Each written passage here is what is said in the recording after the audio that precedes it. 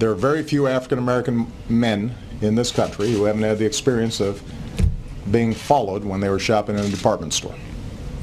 That includes me.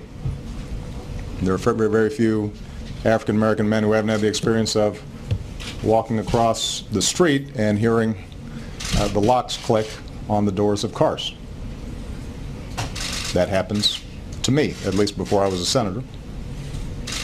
There are very few African Americans who haven't had the experience of getting on an elevator and a woman clutching her purse nervously and holding her breath until she had a chance to get off. That happens often. All right, folks, welcome to the Steve Malzberg Show. Hope you had a great weekend as we kick off another week here on a Monday. And joining us right now, I am very honored to have him back on the show, is former U.S. Attorney General Alberto Gonzales. Hello, Mr. Attorney General. How are you, sir? I'm doing well. It's good to be back with you. Well, thank you very much. Okay, before we get to the president's remarks that he made on Friday afternoon, which we talked about on this show last Friday, let me start from almost the beginning here, and your views on the validity or the rightfulness versus, I guess, wrongfulness, if you will, of the verdict in the Zimmerman case. I think that based upon the evidence, the facts, and the application of the law, I think the verdict was the right one. I think people need to remember that what is expected to be delivered in our criminal justice system is justice under the law. And I think that's what happened here. And, some people are not happy with the outcome. But, again, I think given the evidence that the prosecutors had to play with or had to use here, I think the outcome was justified. And I certainly understand that there's dissatisfaction in certain quarters about the outcome, and when that happens, it seems to me that maybe people need to take a look at the law as opposed to the outcome of the verdict. I think the prosecuting team did its job here. I think the defense team did its job here. I think the jurors did their job here, and I think the outcome was justice under the law. Yeah, and I heard you say on CNN, sir, on Saturday that you followed the trial because it was of great national interest. I don't know if you saw most of it or all of it, but I think you will agree that even people who were anti-Zimmerman in their analysis recognize that, hey, things aren't going well for the prosecution's case. Their witnesses turned into good witnesses for the defense. Yet when the verdict was read on that Saturday night and ever since, wow, how could this be? It's racism. It's an all-white jury, blah, blah, blah. I don't understand why they were so shocked. Well, this is a very emotional issue here. Look, I think for a large segment of the population in the United States, people view this as the right outcome, the right legal outcome, as I said, justice under the law. But there is a significant segment of the American population that's not happy with the outcome, and I think what they're doing here is they're substituting their views about the case for their general views about the state of race relations in this country generally.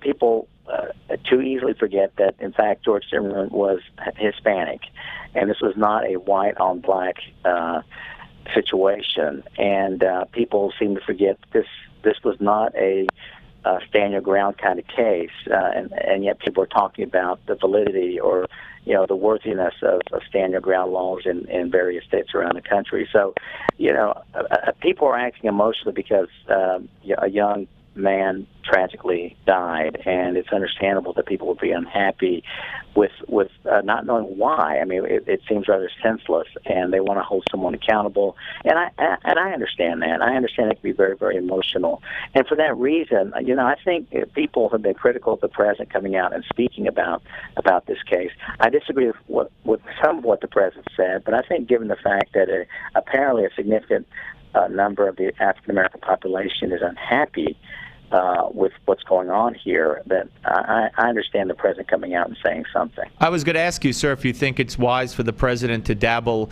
as he did at the beginning of the case, as he did with the Cambridge police case, where he said, I don't know what happened, but the police acted stupidly. What was it that you disagreed with that he said on Friday, sir? Well, he said that he disagreed with the prosecution, that this was not about race. Listen, this prosecution team lived with this case for months and months and months. The juror, I think B37, spoke about this case not being about race, and that juror lived with this case months and months and months and months. They know this case inside and out, much more than the president, and so respectfully, I disagree with his assertion that the prosecution was wrong.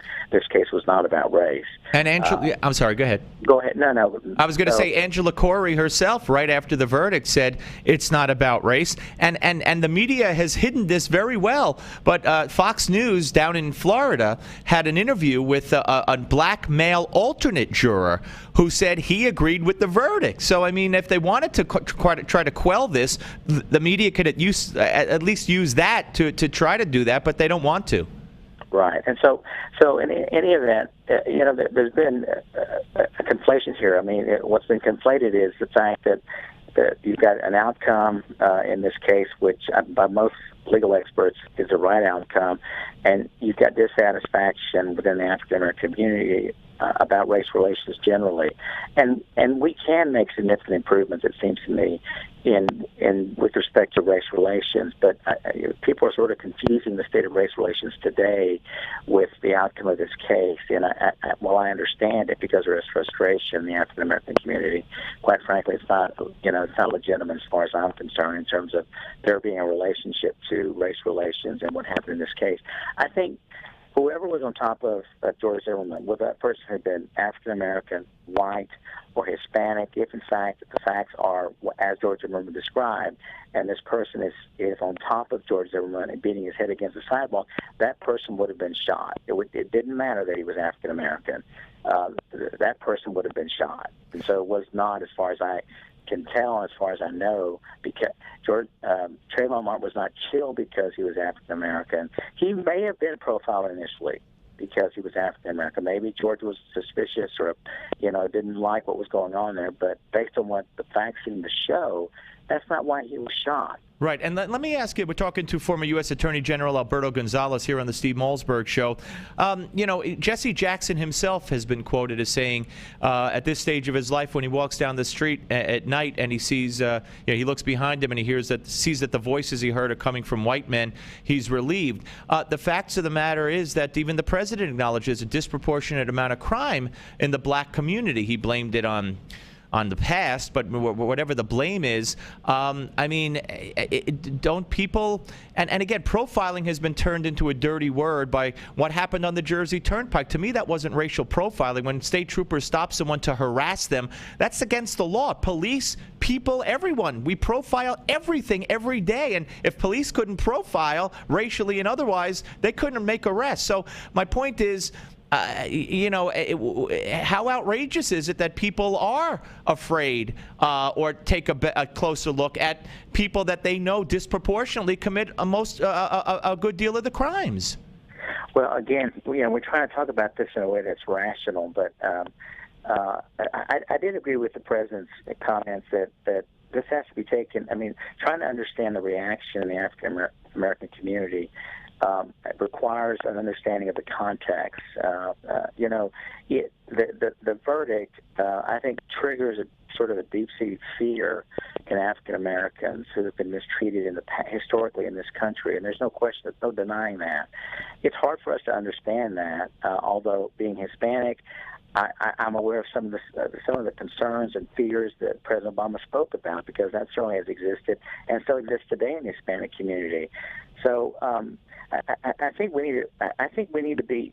I think the president was right in that as we look at this issue of race relations, we cannot make progress unless we are able to put into context some of the concerns and fears. And I think what's happened here, as I said earlier, is that people are sort of confusing the two in terms of right. They believe that what happened in the case is unfair and is symbolic of a racial discrimination that still exists in this country, when of course all the evidence is to the contrary. And it's for that reason that I think ultimately the Department of Justice will not move forward with a civil rights process. Well, that's what I was just going to ask you a couple of more questions, sir. And so you do not think there will be a civil rights case brought against George Zimmerman? I guess you think there is no case. Well, you never know what you don't know, and so obviously they're going to have more information about what's going on here or what happened here than I know.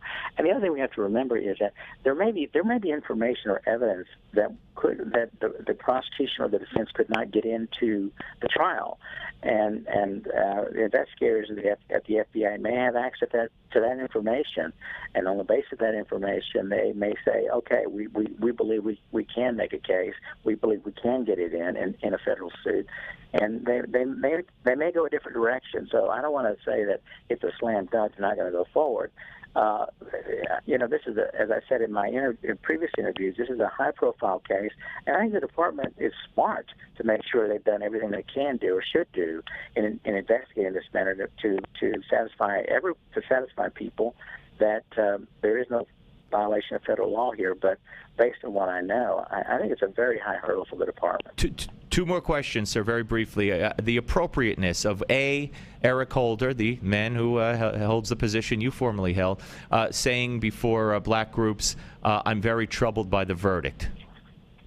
Well, I think I'll just say that I think President Obama got it right the first time when he said we're a nation of laws and the jury has spoken. So that's my response. Okay, and Angela Corey calling Zimmerman a murderer on national TV a day after the verdict, is that inappropriate?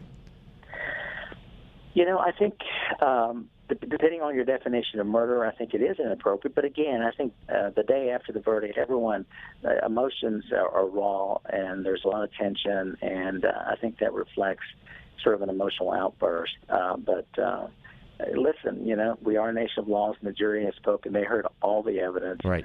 And justice under the law is what was achieved here. So for some people, it's not their form of justice. It's not biblical justice, perhaps, but it is justice under the law, and that's all that we can expect and are entitled to from our criminal justice system. Mr. Attorney General, an honor to speak to you again, sir. Thank you so much. Thanks for having me. Bye-bye. That's Attorney General Alberto Gonzales, who served in the Bush administration, of course. Very forthcoming, very honest, and very interesting answers to a lot of